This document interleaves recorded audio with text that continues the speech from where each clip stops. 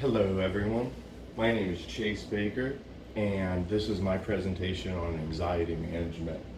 I originally was working with Caitlin Bretz.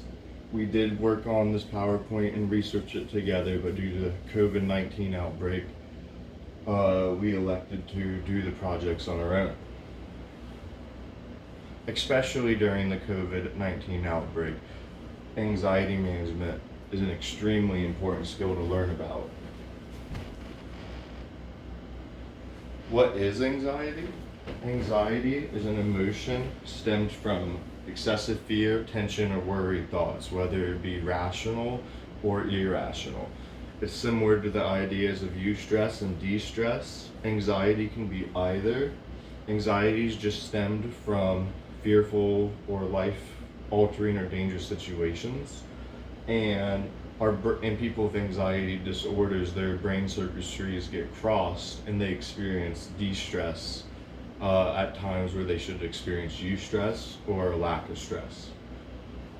Physiologically, you may experience faster heart rate, rapid breathing, sweating, shaking, or a sense of tiredness. This is once again because anxiety is one of the biggest parts of your fight or flight response. It is a learned survival technique for the human race over thousands of years. When we feel anxious, we know it's time to move, time to get going. And it can be caused by everyday stressors or big life issues, though usually it's everyday stressors that pile up onto each other. There are, of course, many ways for everyone to be able to manage their own anxiety.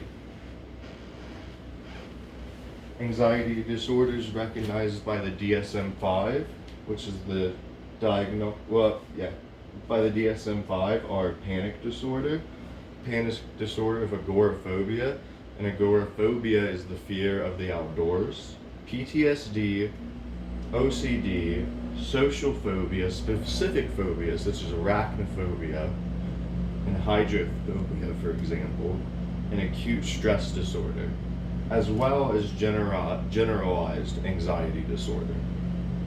So anxiety disorders encompass a large group of people and a large group of varying symptoms. Now, to understand anxiety and the interactivity between anxiety, personal beliefs, and coping, we use the ABC model of anxiety. The A stands for alarm. An alarm is the trigger to your anxious event, such as your fire alarm going off. You're gonna jump up, it's time to go. Now, B for beliefs, you then take that alarm and run it through your personal beliefs and life experiences, and that triggers an anxiety-based event, and where people with anxiety disorders, an event like this gets triggered for either way. To go back to the fire alarm example, fire alarm goes off, you're alarmed, you believe that a fire alarm means your home is on fire, so you move on to the next step, which is C, which coping. The first coping strategy in the fire alarm example is you get outside. You get away from the danger. Then on, coping after your house burns down is going to be, it's a very personal, coping is a very personal event. But like listening to music, supports, hanging out with friends and family, having their support, those are all coping practices. So the interactivity is, an alarm goes off, and then based off our own personal life experiences and beliefs, we become anxious.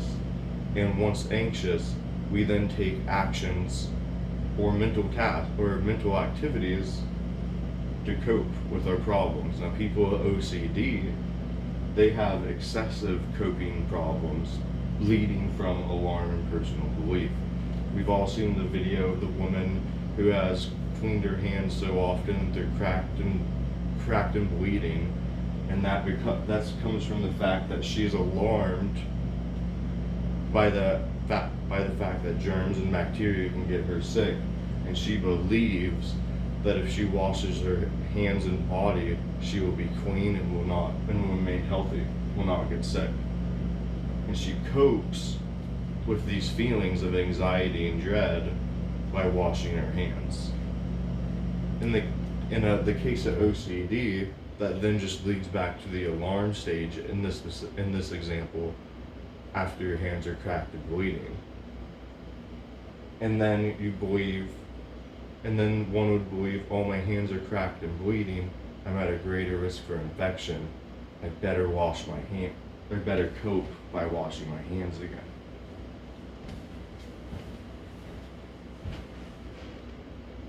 Ways to manage your anxiety, they can be very simple, they can be very complicated.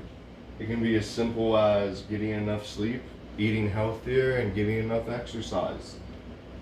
It's shown that for treatment of depression, at least, that 45 minutes a day, 5 days a week of just light cardiovascular exercise, so walking, jogging, biking, that sort of thing, is supposed to be as effective in treating depression as taking Prozac, one of the leading depression medications. The idea is very similar to anxiety. When we are out of shape, when we are not working out, our body does become alarmed over time at our own actions and our unhealthfulness. So it's not a crazy thought to think that exercising and eating right will lower your physiological anxiety response. You can talk with your doctor about getting medications. I'll list some more medication later, or consider getting a therapist if you need extra support, and I'll explain a few types of therapy in a minute as well. You could attempt to get an emotional support animal. And then just some cheap, small ideas to do at home in your free time during this outbreak when you can't go anywhere. You get a stress ball. You could try an adult coloring book. Bright colors and superheroes. That makes us all feel better. You could try meditation, such as incorporating the 4-7-8 breathing technique that we've been taught in this class, or lighting a candle. We all learned about the benefits of aromatherapy and its benefits with coping and handling stress. And anxiety is nothing but stress. Anxiety is basically stress. And then there's also the 5-4-3-2-1 method. This is a grounding technique used to try and alleviate some anxiety and bring you into the present moment, or just whenever you feel overwhelmed. You can go in any order, but it's based off 5 senses. I picked this order. You pick 5 things you see, and I'll allow you the time to do so in your own rooms. You identify 4 things you can touch, and you should touch them.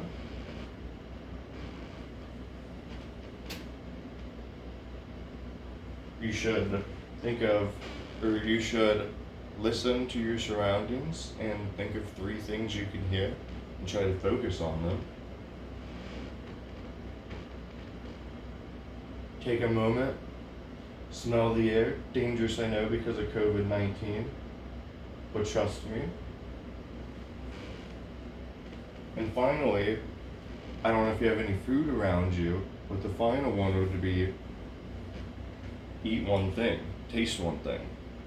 And then the idea is just to focus on your senses and not the situation that is currently causing you anxiety. It is not a cure, it is just meant to alleviate help. I mentioned emotional support animals in the last slide. This is a great way to help manage anxiety at OU if your doctor thinks this is something you could use. An emotional support animal is for someone who suffers a mental illness and needs the support in their everyday life. It is very different from a service animal or a service dog. Their tasks are very different. A service dog's tasks might include that of an emotional support animal's on occasion, but that does not make an emotional support animal a service animal, and they do not contain the same rights. Such as you cannot take your emotional support animal to grocery stores that say you cannot have pets in the store. Service animals can't.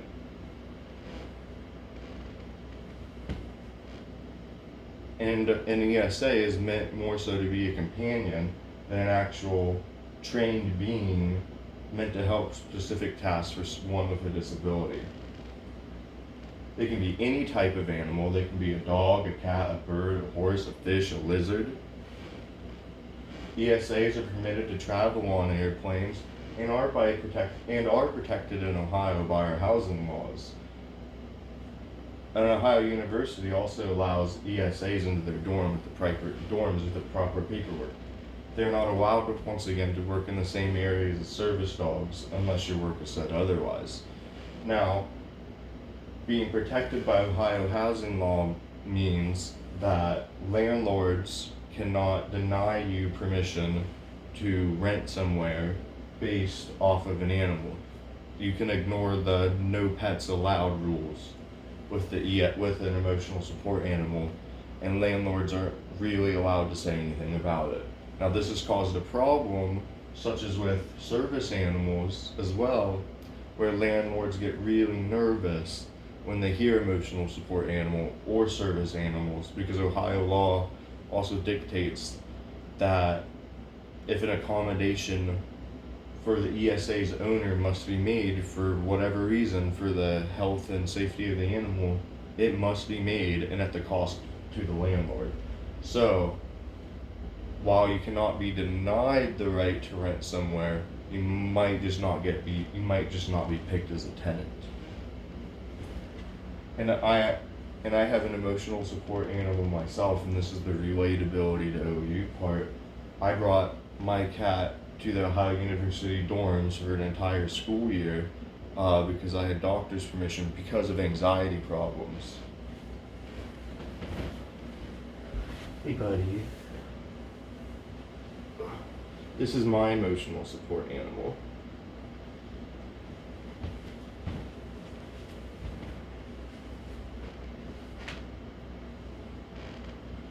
Here are some of the latest trends in anxiety among the United States and the world.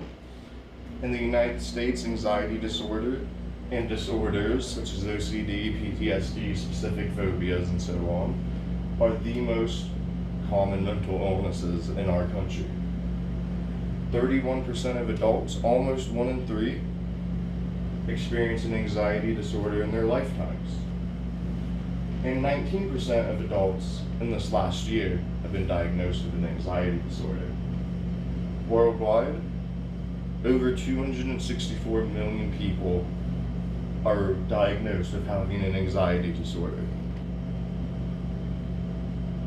In developing countries, 75% of people with mental illnesses in general remain completely untreated. And the World Health Organization also reports that anxiety is the most common mental disorder, common mental disorder in the world. Some believe this is due to our new working